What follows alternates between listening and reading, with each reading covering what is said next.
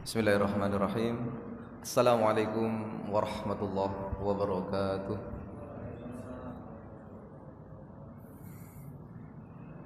Alhamdulillahilladzi khalaqal mauta wal hayata liyabluwakum ayyukum ahsanu amala wa huwal azizul ghafur.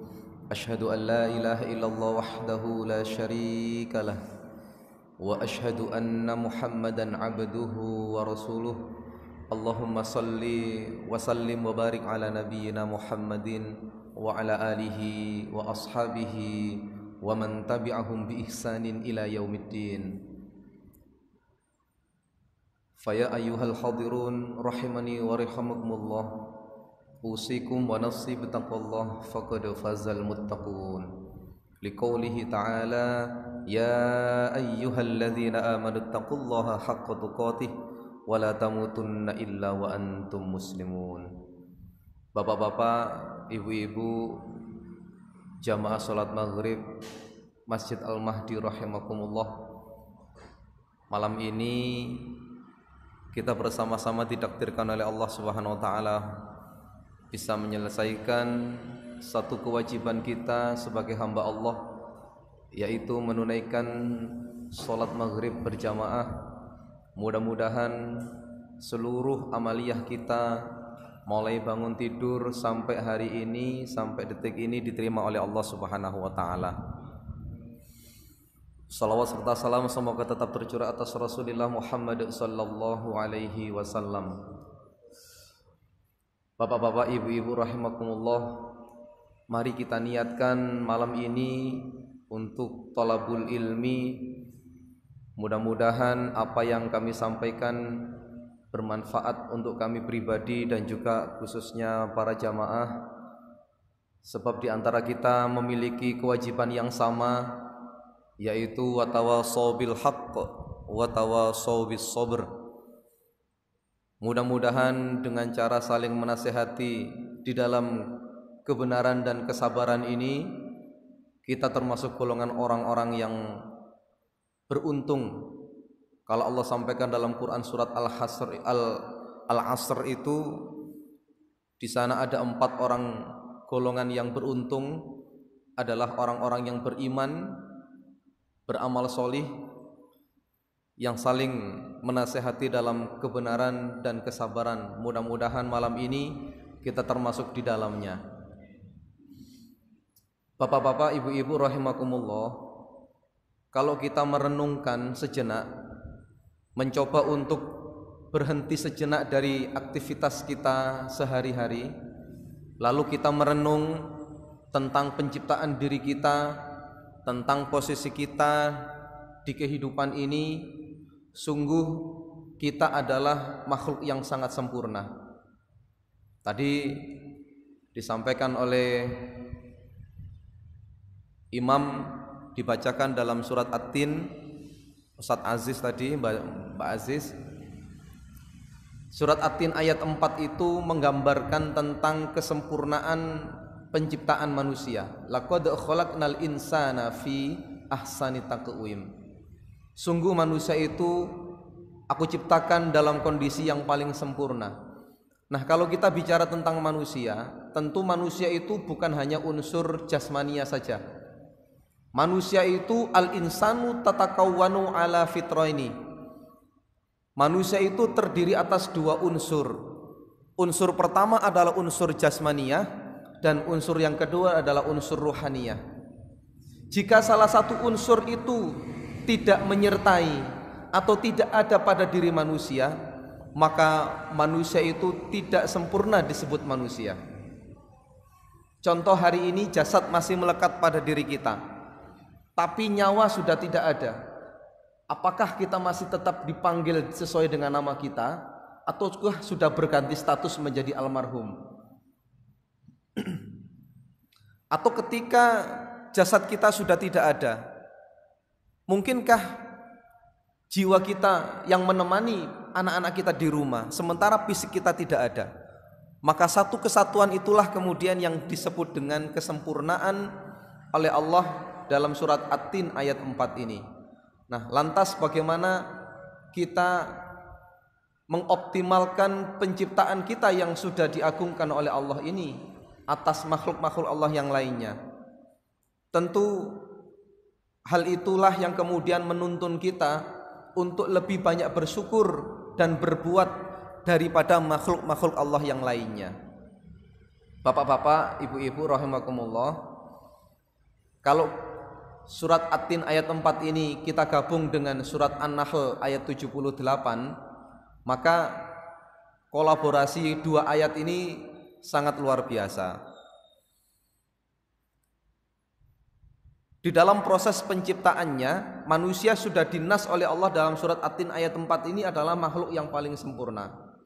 Lalu Allah menggambarkan proses penciptaannya itu dalam surat An-Nahl ayat 78. A'udzubillahi minasyaitonirrajim. Wallahu akhrajakum min butuni ummahatikum la ta'lamuna syai'an wa ja'ala lakumus sam'a wal absara wal af'idah la'allakum tashkurun. Menarik sekali. Jadi Allah lah dan Allah lah yang telah mengeluarkan kita semuanya dari perut ibu kita masing-masing. La ta'lamuna syai'an, tidak memiliki pengetahuan apapun. Enten Amerika sing lahir ngoten langsung semerap calistung ngoten. Mboten enten nggih, ngapunten, mboten enten. Dibimbing. Wa ja'ala lakumus sam'ah, lalu Allah fungsikan pendengaran kita, penglihatan kita dan mata hati kita, semuanya diminta oleh Allah sebagai sarana untuk la'allakum tashkurun. Nah, pertanyaan kita, kalau hari ini kita sudah sempurna diciptakan oleh Allah secara fisik, mulai dari ujung rambut sampai ujung kaki, tidak ada satupun yang tidak sempurna Allah ciptakan untuk kita. Lalu kita masuk lebih dalam lagi kepada rohaniyah kita. Kita sudah muslim, kita sudah tinggal di sekitar lingkungan kita ini baik-baik orangnya. Nah, lantas akankah itu semua menjadi media bersyukur kita kepada Allah Subhanahu wa taala atau belum? Bersyukur bapak-bapak secara harfiah, lisaniyah itu tentu dengan kita mengucapkan hamdalah. Tetapi bersyukur yang lebih luas itu memiliki makna adalah mengoptimalkan apapun yang hari ini sedang menempel, melekat pada diri kita sebagai sarana untuk taqarruban ilallah. Hari ini yang kita diberikan kesehatan, maka mari kita jaga betul kesehatan itu sebelum datang masa sakit kita. Beribadah saat sakit dan saat sehat itu enak mana, Pak? Enak saat sakit atau saat sehat? Tentu saat sehat. Tapi ingat, sadar, betul-betul memohon kepada Allah itu pas sakit. Tapi ketika menjalani ibadah saat sakit itu tidak enak sama sekali. Bapak-bapak waktu sholat, saya yakin di antara yang hadir ini sangat bisa merasakan manis lezatnya iman itu ketika sujud. Gini apa mboten? Jenengan itu ada di antara kita pasti ketika sujud itu merasakan kedamaian yang sangat luar biasa. Sebab sujud itu adalah media yang paling mendekatkan diri kita dengan Allah Subhanahu wa taala. Sampai-sampai Rasul mengatakan, "Idza kana ahadukum fis shalah fa innahu yunaji rabbahu." Jika ada salah seorang di antara kalian sedang melaksanakan salat, maka sesungguhnya dia sedang berkomunikasi dengan Allah Subhanahu wa taala. Nah, tingkatan orang yang bisa berkomunikasi dengan Allah itu adalah tingkatan orang yang bisa memfokuskan dirinya, memasukkan iman ini, kemudian merasakan lezatnya iman ini dengan media sholat. Maka di antara kita ini ada mungkin yang sedang sakit, greges, mboten enak awak, tapi begitu datang ke masjid, sholat, betul-betul merasakan gerakan itu, mulai dari takbiratul ihram, betul-betul dirasakan takbirnya, Allahu Akbar, dihayati betul bahwa takbir itu adalah betul-betul pengakuan atas kebesaran Allah, dilanjutkan dengan membaca doa, lalu rukuk. Setiap gerakan dinikmati, itu menjadikan dirinya kemudian menjadi lebih sehat daripada sebelum datang ke masjid. Nah, bapak-bapak, ibu-ibu rahimakumullah, Tentu hal inilah yang kemudian yang sangat berharga dalam hidup kita sebagai seorang mukmin dan muslim. Nah, lalu ketika kita sudah memahami bahwa kita adalah makhluk yang paling sempurna, Allah sudah berikan pendengaran, penglihatan dan mata hati. Allah kemudian lebih tegaskan lagi dalam Quran surat Al-Hujurat ayat 13. A'udzubillahi minasyaitonirrajim. Ya ayyuhan nas, inna khalaqnakum min dzakarin aw untha wa ja'alnakum syu'uban wa qabaila lita'arafu inna akramakum indallahi atqakum. Yang artinya, wahai sekalian manusia, sesungguhnya aku telah menciptakan engkau dari jenis laki-laki dan perempuan. Leres napa mboten, Pak? Yang keluar dari perut ibu kita itu hanya laki-laki dan perempuan, tidak ada transgender. Kalau kemudian dalam proses kehidupan kita ini ada yang memilih keluar dari fitrah, maka sesungguhnya dia sedang menyalahi Allah Subhanahu wa taala dan tidak akan pernah mendapatkan kebahagiaan. Nah, diciptakan dari jenis laki-laki dan perempuan, syu'uban wa qabailan, bersuku-suku dan berbangsa-bangsa. Maka hari ini kita sedang tinggal di komunitas di daerah yang namanya Peruntas 3. Saya tanya sekarang, nanya Mbak Wasis aslinya pundi, Pak? Jenengan waktu di Ponorogo itu pernah ndak bercita-cita akan tinggal di Peruntas 3 ini? Ndak ada. Tanya yang paling dekat dengan saya, Pak Prapto. Pak Prapto dalamnya pundi, Pak? Sepanjang. Pak Prapto sepanjang.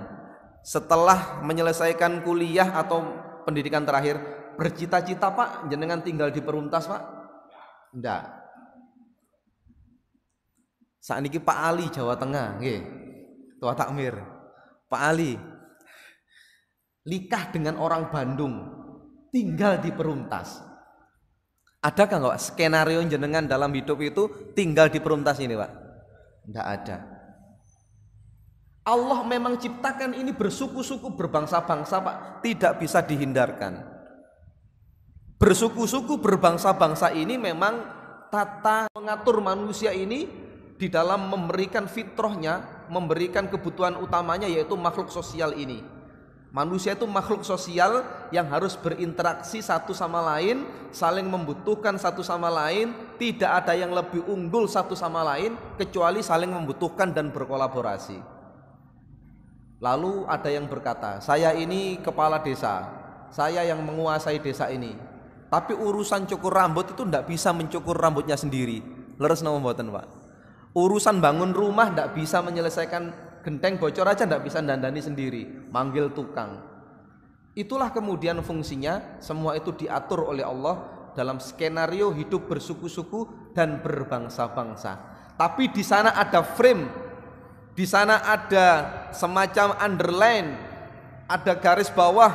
Meskipun bersuku-suku, berbangsa-bangsa, secara strata sosial ada yang jadi ini, secara status ekonomi yang punya ini dan sebagainya, Allah memberikan frame di sana, inna akramakum indallahi atqakum.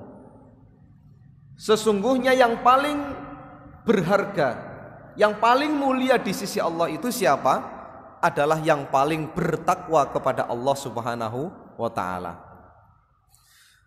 Kalau urusan vertikal, yang dilihat oleh Allah itu adalah atqakum, siapa yang paling bertakwa. Yang paling bertakwa itu tidak melihat strata sosial, tidak melihat strata ekonomi, dan tidak melihat kepangkatan apapun. Sebab itu tidak ada jaminan. Salat kita ini sudah menunjukkan posisi yang sangat egaliter. Salat kita ini, siapa yang datang duluan ke masjid, beliau berhak untuk berada di shaf pertama, kecuali datang pertama duduknya paling belakang. Lanjut Pak nggih. Kecuali datang paling awal di masjid tapi milih duduk paling belakang, itu beda lagi. Tapi seorang imam tidak pernah mengusir orang dengan status ekonomi, dengan status sosial yang berada di shaf paling depan. Leres napa mboten? Seperti itulah nanti bagaimana gambaran Allah memberikan pengadilan di negeri akhirat, tidak akan pernah melihat bagaimana status ekonomi dan status sosial manusia. Maka kita tidak perlu minder, kita tidak perlu berkecil hati. Apa posisi kita hari ini, kita jadi apa, kita punya apa, yang paling penting kita tunjukkan kepada Allah bahwa kita adalah manusia yang paling bertakwa kepada Allah Subhanahu wa taala. Bapak-bapak, ibu-ibu rahimakumullah, dalam perjalanan sirah nabawiyah kita mengenal satu sahabat bernama Sa'labah. Nate pirsa Pak nggih, nate pireng nggih? Sa'labah itu adalah sahabat Rasulullah yang ngapunten hanya punya sehelai kain, satu setel baju. Baju ini dipakai oleh Sa'labah dan juga dipakai oleh istrinya. Maka ketika sholat berjamaah selesai, begitu salam dilakukan, Sa'labah ini cepat-cepat harus pulang. Karena pakaian yang hari itu dipakai itu ditunggu istrinya untuk menunaikan sholat di rumah. Enten mriki sing kados Sa'labah sakniki? Enten apa mboten, Pak? Mboten enten saya kira. Saya kira tidak ada. Bahkan orang yang paling tidak punya pun di sekitar kita pun tidak akan pernah yang kedudukannya sama persis dengan Sa'labah. Tapi Sa'labah mampu menunjukkan ketakwaannya kepada Allah dengan kondisi ekonomi yang sangat lemah itu. Dan justru Sa'labah gagal ketika Sa'labah diberikan kenikmatan melimpah oleh Allah Subhanahu wa taala. Di akhir kisah, Sa'labah ini didoakan oleh Rasulullah dimodali kambing 2, kemudian beranak pinak menjadi sangat banyak. Akhirnya ketika jatuh waktu untuk Idul Kurban seperti besok itu, ya kan, untuk hanya sekedar mengorbankan 1 ekor kambing, Sa'labah mengatakan ini adalah jeripayaku, hasil keringatku. Bahasa orang Sidoarjo, kok enak men dijukuk kanggo kurban. Lalu azab Allah berdatangan kepada Sa'labah yang akhirnya menjadikan Sa'labah kembali miskin seperti sedia kala. Tapi kondisinya gagal ketika diuji dengan kemuliaan harta ini. Nah, bapak-bapak, ibu-ibu rahimakumullah, bisa jadi hari ini kondisi kita ini pas-pasan. Nggih, pas butuh mobil enten nggih, Pak. Pas bangun rumah enten, pas butuh gowes Pak Prapto niki enten ya. Sangune damel mecel niku enten. Pak Agus nggih kula sering ningali gowes. Pas-pasan tapi bahagia. Nah, bapak-bapak, ibu-ibu rahimakumullah, siapa sekarang orang yang taat itu? Yang kalau kita masuk dalam tema, siapa orang yang sami'na wa ata'na itu? Sami'na wa ata'na itu berasal dari bahasa Arab. Sami'na, kami mendengar, wa ata'na, dan kami mentaati.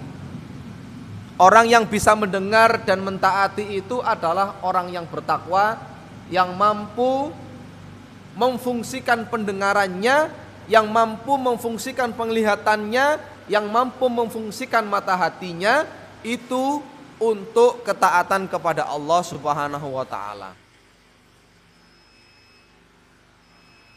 Niki diulang, Mas. Oh, betul.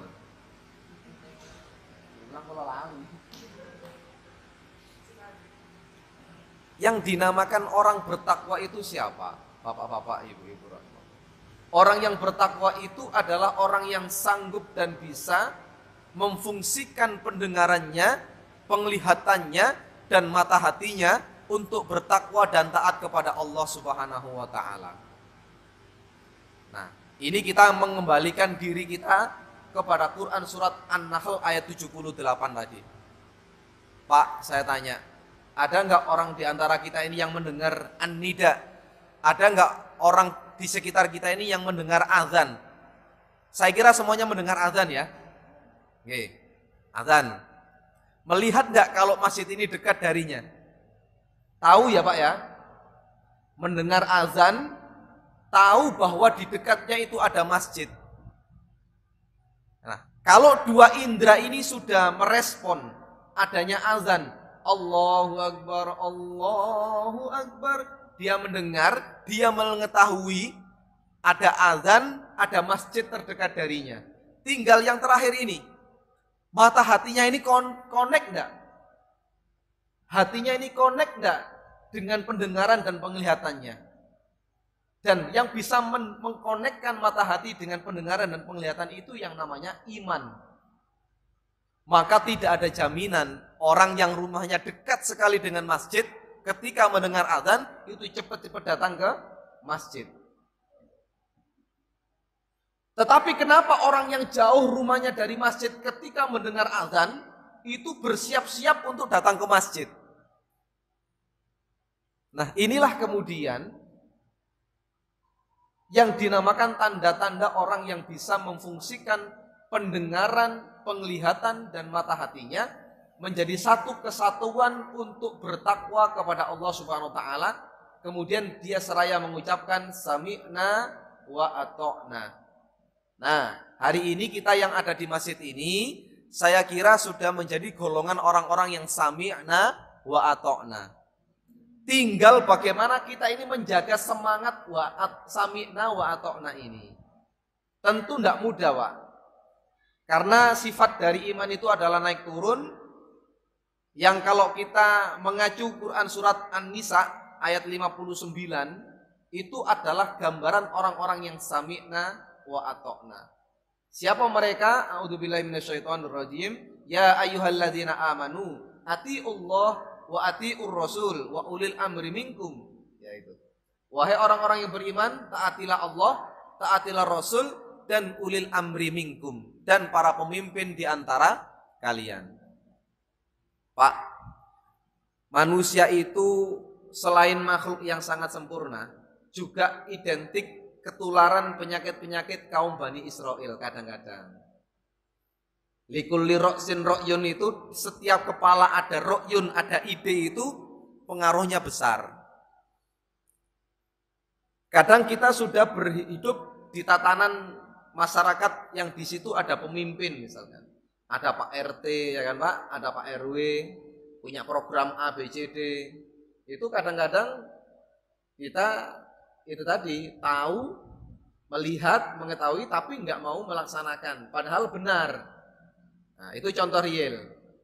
Sehingga sederhananya kalau orang itu sami'na wa ata'nya dengan Allah dan Rasulnya, mestinya dia bisa dengan sangat mudah mentaati pemimpin-pemimpin mereka. Nah, pemimpin-pemimpin mereka itu banyak. Kita hidup ini di banyak dimensi. Ada yang di satuan dinas, satuan tugas kita punya pimpinan-pimpinan. Tapi kita di dalam rumah tangga, kita adalah pemimpin yang juga harus ditaati dan dipatuhi oleh anggota rumah kita. Nah, ini menjadi sangat penting. Kadang secara individu kita ini tidak pas, tidak cocok, tidak sesuai dengan pikiran kita.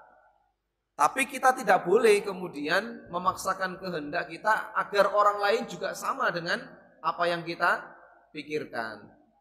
Karena kita hidup bersosial, berorganisasi, maka satu kesatuan yang sudah ada keputusan itulah kemudian yang kita dengan tegas mengatakan, mengucapkan sami'na wa ata'na. Sampai-sampai di Muhammadiyah itu kemudian diusung menjadi sebuah lagu Sang Surya itu. Ya Pak nggih? Sami'na wa ata'na. Luar biasa. Itu diusung oleh Muhammadiyah dalam rangka untuk menegaskan jati diri kita. Agar dalam kehidupan kita ini, kita kalau sudah mendengar, itu kemudian melakukan gerakan selanjutnya adalah mentaati. Gitu Pak. Nah, Bapak-bapak, ibu-ibu rahimakumullah, ada juga kebalikan dari orang muttaqin itu adalah orang-orang munafikin dan juga kafirin. Itu Allah jelaskan dalam Quran surat An-Nisa. Ini saya kutip An-Nisa ayat 46. A'udzubillahi minasyaitonirrajim. Minal ladzina hadu yuharrifunal kalima an mawadhihi wa yaquluna sami'na wa asoina. Yang artinya di antara orang-orang Yahudi itu kebiasaannya adalah mengubah perkataan dari tempatnya. Mereka berkata, kami mendengar tapi kami membangkang. Nah, kebiasaan kaum Yahudi itu adalah mereka karena merasa pandai, karena merasa dirinya ini pandai, pinter, maka ketika dia mendengar perkataan-perkataan dari orang-orang yang ada sekelilingnya, maka dia biasanya mengatakan sami'na wa asoina. Kami mendengar tapi kami mengabaikannya begitu saja. Ada kan Pak orang itu yang kalau dia angkuh, dia tuh seakan-akan mendengar apa yang kita sampaikan, tetapi dalam hati kecilnya dia mengingkari, bahkan kemudian membelakangi apa yang kita sampaikan. Ini kadang ada dalam kehidupan kita, dan itu biasanya diukur dari sisi-sisi keilmuan, atau ada juga yang mengukur dari skala ekonomi atau dari skala sosial. Misalkan Pak, ada dalam warga kita ini orang yang dalam status ekonominya dia bawah. Secara sosial pekerjaannya mungkin kita pandang kurang tinggi gitu. Lalu ketika menyampaikan pendapat dalam sebuah forum, sebetulnya kita mengakui bahwa usulannya itu bagus, usulannya ini tepat, solutif, tapi kita ini mengingkari karena melihat dari banyak faktor tadi itu. Maka dalam kata mutiara itu mengatakan unzur ma qala wala tanzur man qala. Cukuplah engkau melihat apa yang dikatakan, tidak perlu melihat siapa yang mengatakan. Jika yang disampaikan itu adalah sebuah kebenaran, datang dari siapapun kebenaran itu, maka kita pakai, kita gunakan, kita taati. Tidak perlu kita lihat siapa yang menyampaikan. Sebab kalau kita melihat siapa yang menyampaikan, kadang-kadang penilaian kita itu subjektif Pak.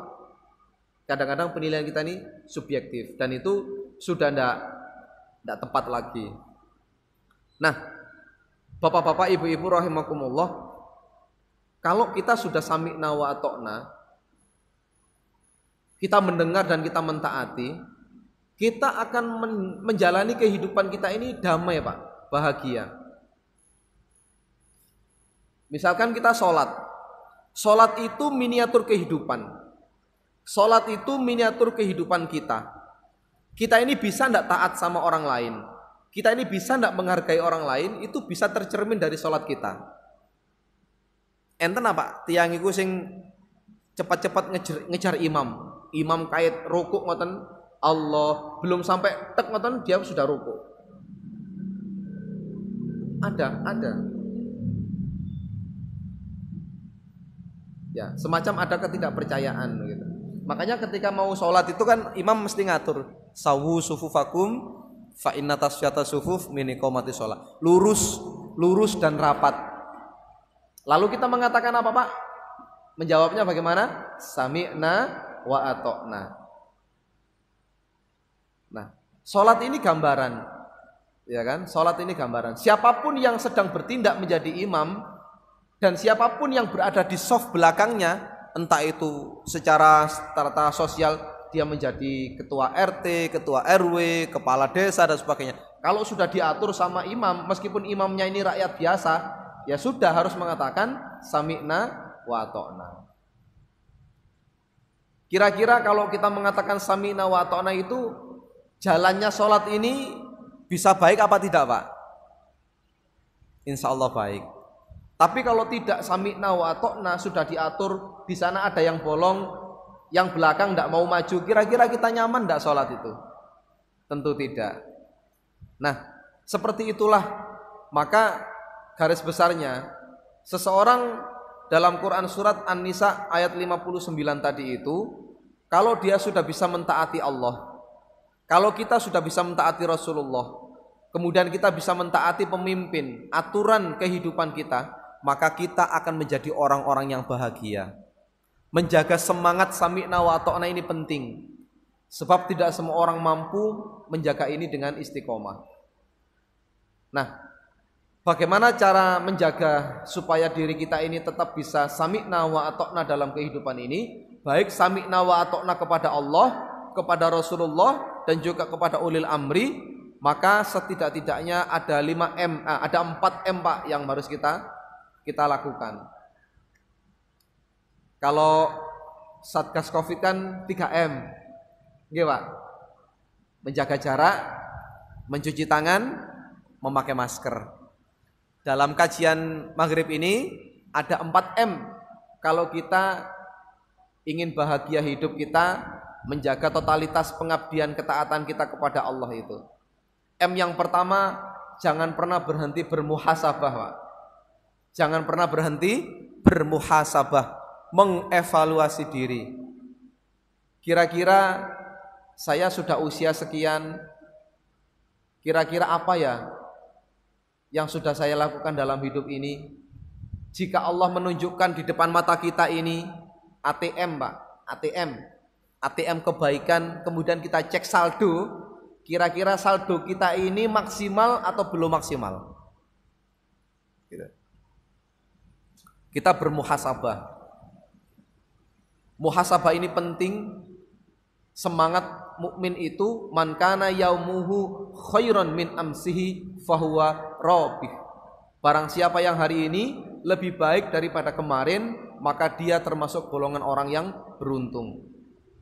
Kita lihat Pak, mulai bangun tidur tadi itu, kita sudah maksimal belum di dalam menata diri kita, taat pada Allah, taat pada Rasul, taat pada aturan pemimpin itu bagaimana?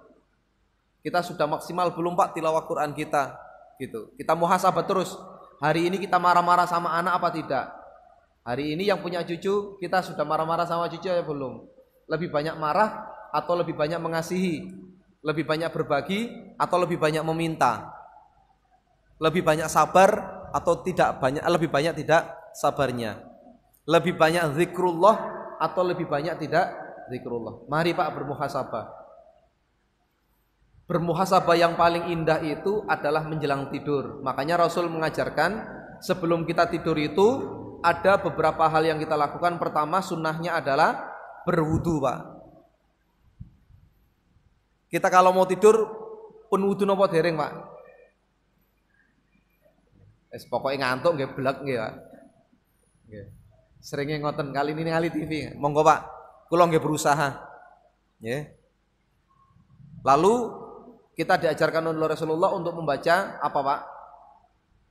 Qul huwallahu ahad, Al-Ikhlas, Al-Falaq, An-Nas. Lalu kita membaca surat ayat kursi dan akhir surat Al-Baqarah.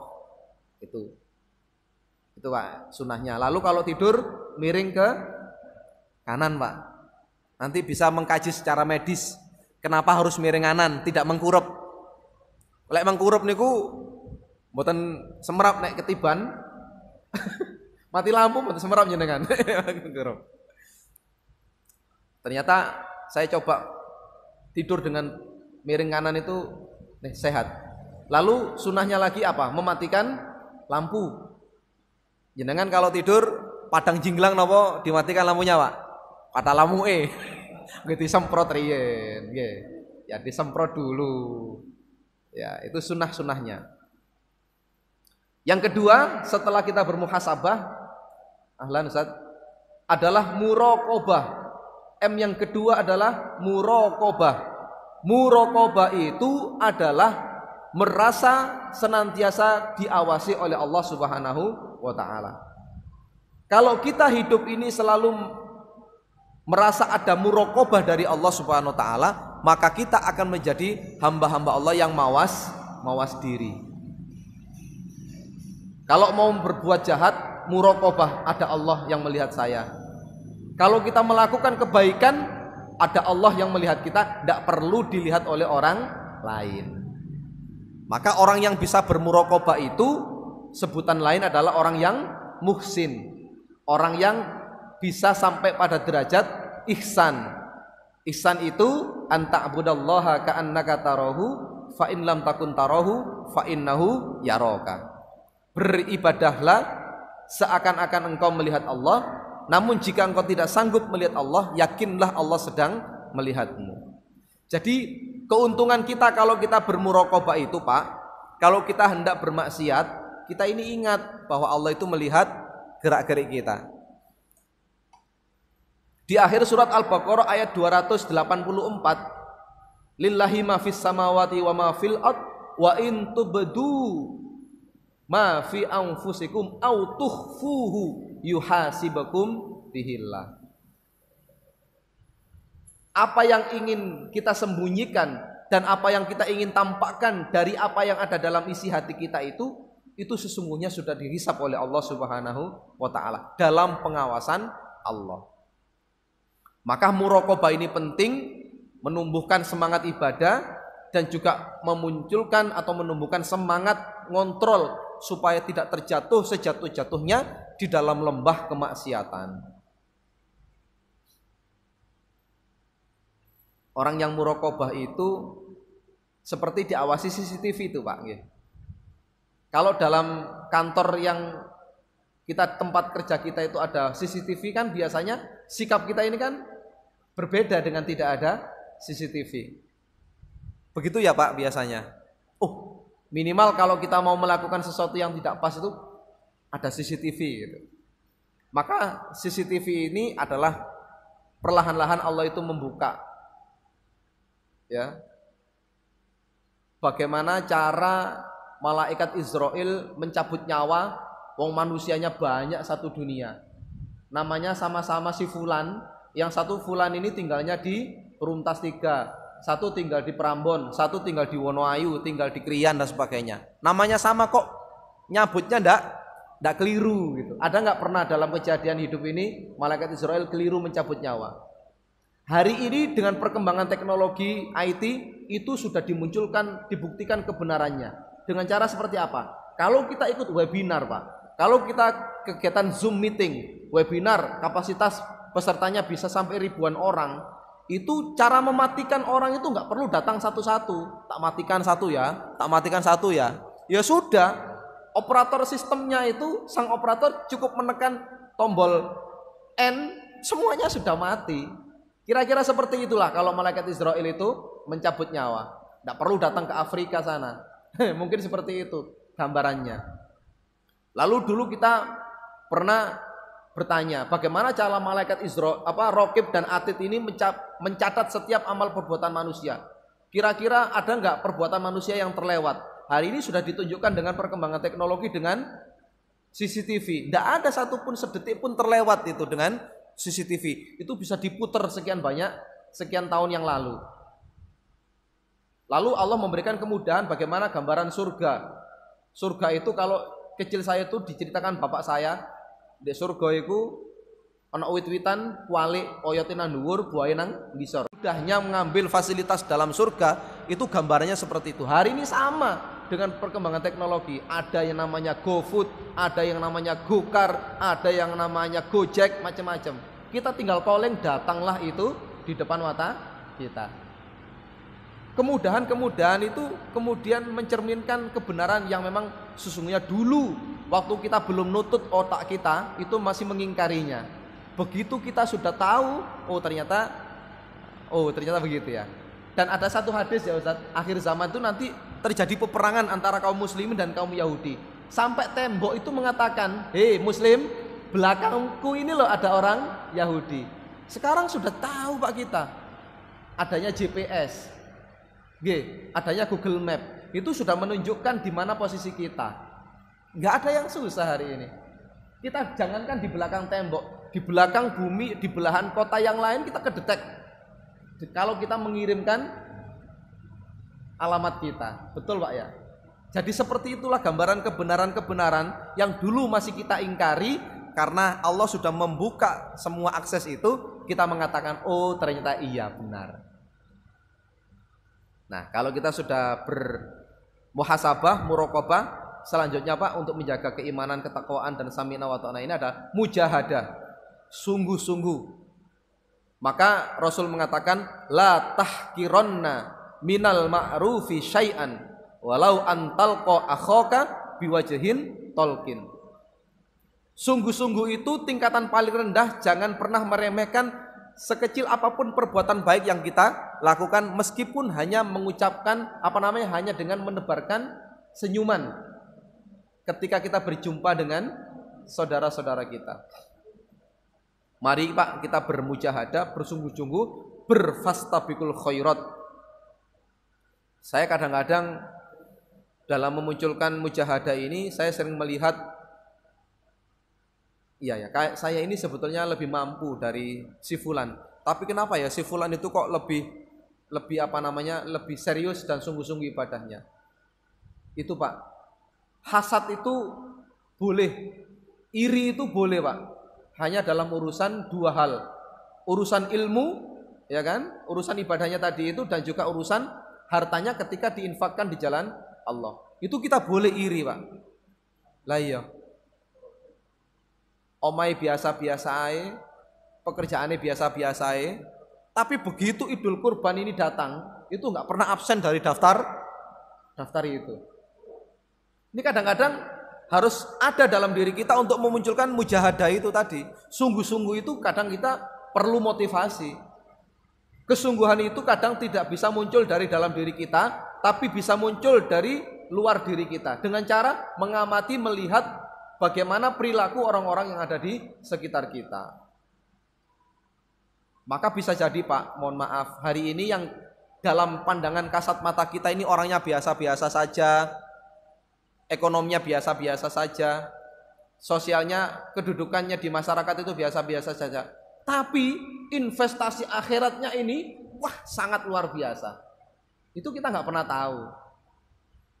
Makanya Rasul menyampaikan, innallaha la yanzuru ila ajsamikum wala ila suwarikum walakinallaha yanzuru ila qulubikum wa a'malikum. Maka mari kita pastikan sungguh-sungguh, sebab kita tidak pernah tahu berapa saldo kebaikan kita hari ini. Per hari ini kita nggak pernah tahu, karena kita nggak pernah ngecek di ATM. Yang kita cek kan tabungan kita Pak. Tapi kita nggak pernah ngecek amal soleh kita. Mulai kita akil balik sampai hari ini kira-kira berapa ya saldo kebaikan saya ini berapa? Maka yang harus kita lakukan adalah mujahadah.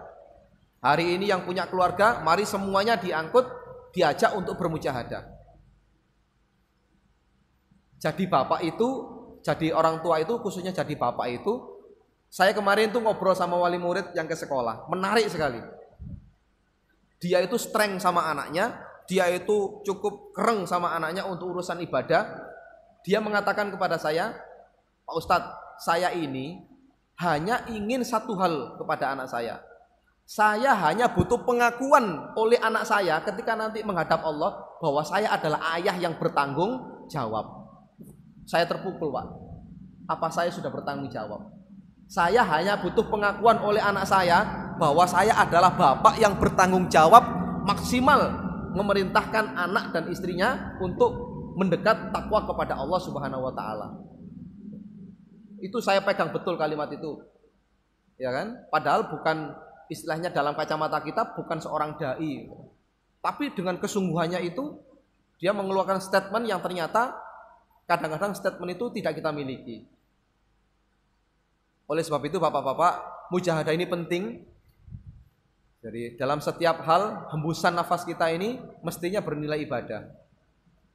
Di Al-Quran, di hadis sudah banyak, terlalu banyak hal yang kita lakukan, yang bisa kita lakukan untuk manifestasi akhirat. Yang terakhir Pak, M yang terakhir adalah mudawamah. Mudawamah itu berkesinambungan. Rasul mengatakan khairul a'mali adwamuha wa in qalla. Sebaik-baik amalan itu adalah yang berkesinambungan, wa in qalla, meskipun sedikit. Baca Quran, ajak rutin, kita menjadwalkan diri kita sendiri, habis maghrib baca Quran, habis subuh baca Quran, apapun kesibukannya nanti dulu baca Quran sebentar.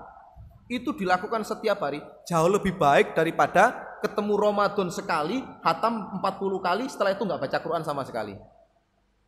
Itu sama dengan sekali makan berpiring-piring, kemudian tidak makan 1 minggu. Itu lebih baik makan setiap hari sesuai porsinya, menyehatkan. Saya kira itu bapak-bapak, ibu-ibu rahimakumullah yang bisa kami sampaikan. Mudah-mudahan yang kami sampaikan ini bermanfaat khususnya untuk kami yang menyampaikan dan umumnya bagi jamaah yang hari ini mendengarkan apa yang kami sampaikan dari kalamullah dan juga hadis-hadis Rasulullah sallallahu alaihi wasallam. Mudah-mudahan sekelumit kajian ini mengantarkan kita menjadi hamba-hamba Allah yang muttaqin daripada sebelumnya. Mari kita akhiri dengan bacaan hamdalah. Alhamdulillahirabbil alamin dan kafaratul majlis. Subhanakallahumma wa bihamdika asyhadu an la ilaha illa anta. Assalamualaikum warahmatullahi wabarakatuh.